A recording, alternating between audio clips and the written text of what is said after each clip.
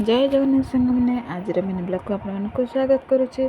तो केबेठू इच्छा है पोई चिंगुड़ी घांट टे खायापी किंतु केबे भी जोग होनी माने पोई मिलले के चिंगुड़ी मिलने के चिंगुड़ी मिलने पोई मिलने आज सब चेष्टा करके पोई तो मिललानी किंतु चिंगुड़ी मिलगला से घरे बाकी जहाँ सब परिया आलू कखारू माटी आलू सारू सब पकई आज गोटे चिंगुड़ी घांटा हम घांट तो हम सब परिबा ये कषा कषी कर मसला कषी चिंगुड़ी भाजी रेडी करदेली।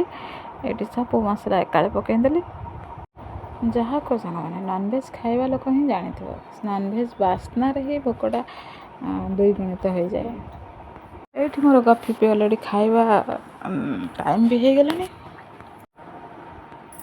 सुंदर सीना देखा जाउची किंतु खाइला बेले जना पड़ो टेस्ट है कि ना आ भितर मोर तरकारी हो गलानी केते सुंदर देखाउची। चलते एबे खाइबा आ मो वीडियो कोठू देखुं निहाती भाव आप डिस्ट मेंशन कर। तो ये बाढ़ी देलु कदली मंजा राई चिंगुड़ी घांट भात खाई सारे पर बहुत लेट होता टे रेस्ट नहीं सारिकी पुणी गोटे तोरण अधा थिला।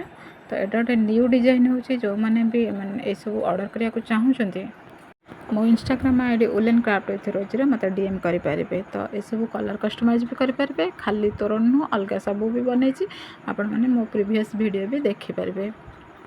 कलर कस्टमाइज करा चाहूँगे मत डीएम करूँ। वीडियो जदि भल लगे लाइक शेयर सब्सक्राइब करेंगे। फेसबुक रे देखुले फॉलो करेंगे यूट्यूब रे देखुले सब्सक्राइब करेंगे। रही जय Jagannath thanks for watching. Etah final look.